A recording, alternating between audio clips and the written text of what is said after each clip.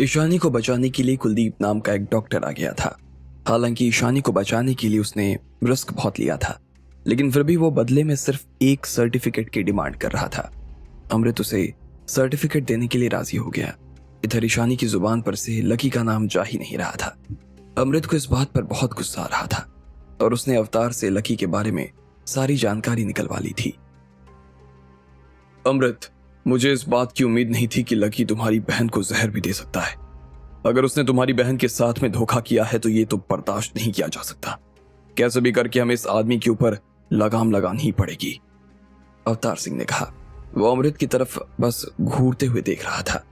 अमृत को खुद भी बहुत ज्यादा गुस्सा आ रहा था और उसने कहा, ये आदमी है कौन जो पटना में बैठा है लेकिन जिसे हम नहीं जानते? इस आदमी को उठवा कर लाओ।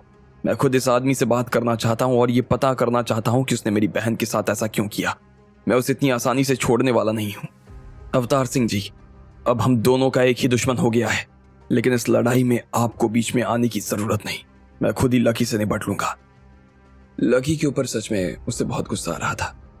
तुम जो कह रहे हो वो ठीक कह रहे हो, लेकिन मैं तुम्हें बताना चाहता हूं कि लकी कोई आम आदमी नहीं है।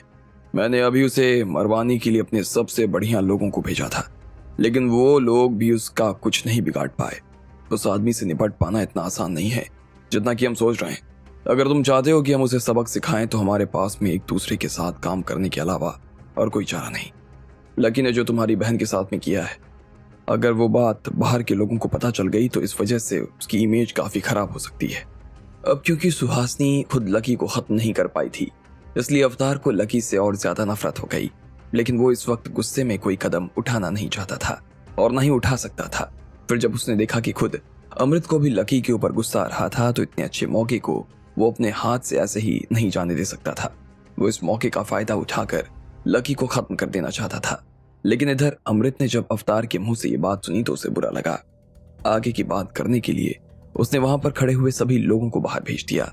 उसका इशारा पाते ही सब लोग वहां से निकल गए। सिर्फ अवतार सिंह, कुलदीप और उसके पिता ही वहां पर रह गए थे। इस आदमी को मैं जान से मार देना चाहता हूं कुलदीप जी, लेकिन अगर जैसा अवतार जी बता रहे हैं इस आदमी को हाथ भी नहीं लगाया जा सकता, ऐसे में मुझे आपकी मदद की जरूरत है। आप मेरी तरफ से इस काम को निपटा दीजिए ताकि इस बारे में किसी को खबर ना लगे और आराम से हमारा काम भी हो जाए। इसके बदले ना सिर्फ मैं जल्दी से जल्दी आपको हॉस्पिटल यहाँ खुलवा दूंगा, बल्कि मैं आपको दवाई बनाने का लाइसेंस भी दिलवा दूंगा।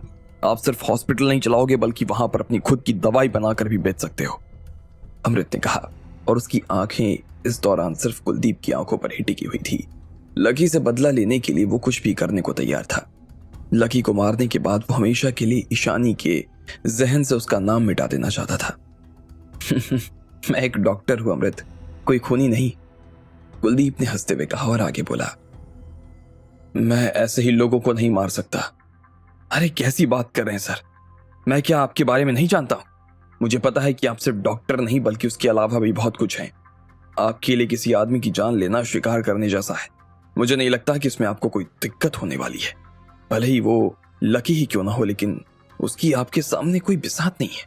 अगर आपने ये काम कर दिया तो ना सिर्फ मैं आपको लाइसेंस और सर्टिफिकेट दिलवाऊंगा, बल्कि साथ में आपके काम में पैसा भी लगाऊंगा। हम लोग 60-40 का रेशियो भी रख सकते हैं। अमृत जी देखिए, मैं पहले भी आपसे कह चुका हूं कि मैं सिर्फ डॉक्टर हूं, कोई खूनी नहीं। लेकिन जिस आदमी से आपको नफरत हो रही है वो कोई ऐसा वैसा आदमी नहीं होगा। वो निहायत बदतमीज और बेशर्म किस्म का इंसान होगा। ऐसे लोगों को तो जल्द से जल्द जान से मार ही देना चाहिए। अगर मैं इस आदमी को अपने हाथ से मारता हूं तो मैं लोगों का भला करने का ही काम कर रहा हूं। अब क्योंकि वो मार्शल आर्ट का इतना बड़ा ज्ञानी है, इसलिए किसी भी आम आदमी के लिए उसको हाथ लगा पाना काफी मुश्किल है। लेकिन मैं तो एक डॉक्टर हूं, इसलिए आप लोग जरा भी चिंता मत कीजिए। आप लोगों के लिए मैं इस काम को कर पाऊंगा, कुलदीप ने कहा। और ना ही लकी को इस चीज का एहसास था कि वो दोनों ही एक हॉस्पिटल में थे, लेकिन दोनों ही अलग अलग मालों पर थे। लकी के इलाज के बाद में अब जिया पूरी तरीके से ठीक हो गई। वो अब सब लोगों से आराम से बात भी कर पा रही थी और सब कुछ समझ भी पा रही थी। ये देखकर शमशीर काफी खुश नजर आ रहा था और उसने तुरंत ही लकी को 50 लाख रुपए इनाम में दे दिए। वो लकी को अपने साथ में खाने के लिए भी बुला रहा था, लेकिन लकी ने ये दोनों ही चीजें लेने से मना कर दिया। जिया को अभी होश आया ही है, उसे आपकी जरूरत है। हम तो फिर भी कभी भी मिल सकते हैं, लकी ने कहा। लेकिन शमशीर उसकी कोई भी बात नहीं सुनना चाहता था और उसने बस लकी के हाथ में 50 लाख रुपए का चेक रख दिया। फिर उसने लकी की आंखों में देखा और कहा, लकी भाई, आपने जो किया उसकी कीमत तो मैं कभी नहीं चुका सकता हूं। बस मुझे जो बन पड़ रहा है मैं वही कर रहा हूं। लेकिन देखना, हम लोग जल्द ही मिलेंगे और ईश्वर ने चाहा तो साथ में कुछ करेंगे भी। आप मेरी बेटी के लिए अवतार बनकर आए हो, मैं इस चीज को अपनी जिंदगी में कभी नहीं भूलूंगा, शमशीर ने कहा और लकी के सामने हाथ जोड़ लिए। इधर लकी भी उसके सामने हाथ जोड़कर राधिका के साथ में बाहर आ गया। लकी ने राधिका को वापस यूनिवर्सिटी छोड़ दिया और खुद फिर से अपने घर आ गया। वो इस दौरान काफी थक गया था। कल रात की भी उसकी नींद ठीक से पूरी नहीं हो पाई और इसलिए वो अब सोना चाहता था, लेकिन बाद में उसे याद आया कि उसका पलंग तो टूट गया था। ऐसे में वो बाहर सोफे पर आकर लेट गया, लेकिन जैसे ही वो सोने को था कि इतने में फिर से उसका फोन बज उठा।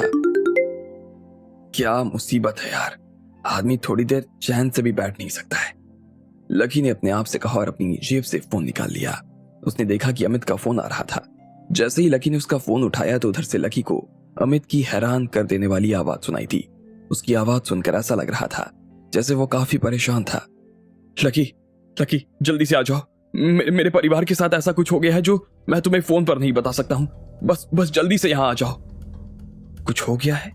क्या हो गया है? Hello hello. इससे पहले कि लकी उसके सवाल का जवाब खोज पाता और उसे उसके सवालों का जवाब मिल पाता, अमित ने फोन ही काट दिया। लकी ने उसे दोबारा फोन लगाने के बारे में सोचा, लेकिन फिर वो रुक गया और कुछ सोचने लगा। उसे समझ में नहीं आ रहा था कि आखिर ऐसा क्या था जो अमित के परिवार के साथ में हो गया और उसमें लकी खुद क्या कर सकता था। ये सब सुनते ही लकी खुद भी परेशान हो गया। अमित की नजर में तो वो सिर्फ एक टीचर ही था, ऐसे में वो अमित की क्या मदद कर सकता था। काफी देर तक सोच विचार करने के बाद में लकी को यह एहसास हुआ कि इस मामले में सोचने लायक जैसा कुछ नहीं था। वो सीधा बाहर आया और अपनी गाड़ी से अमित के घर की तरफ बढ़ने लगा। थोड़ी ही देर बाद में वो अमित के घर आ चुका था। जैसे ही वो अमित के घर पहुंचा तो उसने देखा कि अंदर और बाहर दोनों ही तरफ सन्नाटा नजर आ रहा था। वहां पर किसी तरह की कोई आवाज नहीं आ रही थी। लकी को लगा कि अंदर जरूर कोई बहुत बड़ी गड़बड़ हो गई थी, इसलिए वो भागते हुए अंदर चला गया। जब वो हॉल में पहुंचा तो उसने देखा कि बहुत से लोग वहां नीचे गिरे हुए थे। उन सभी की आंखें बंद थी और चेहरे के रंग उड़े हुए थे। उनमें से ज्यादातर लोग बेहोश नजर आ रहे थे। सिर्फ अमित ही ऐसा था जो होश में था। उसने जैसे ही लकी को अंदर आते देखा तो अपना हाथ उठाकर वो उसे इशारे से बुलाने लगा। वो खुद भी खड़ा होने की कोशिश कर रहा था, लेकिन उसके शरीर में इतनी जान नहीं थी कि वो खड़ा हो पाए।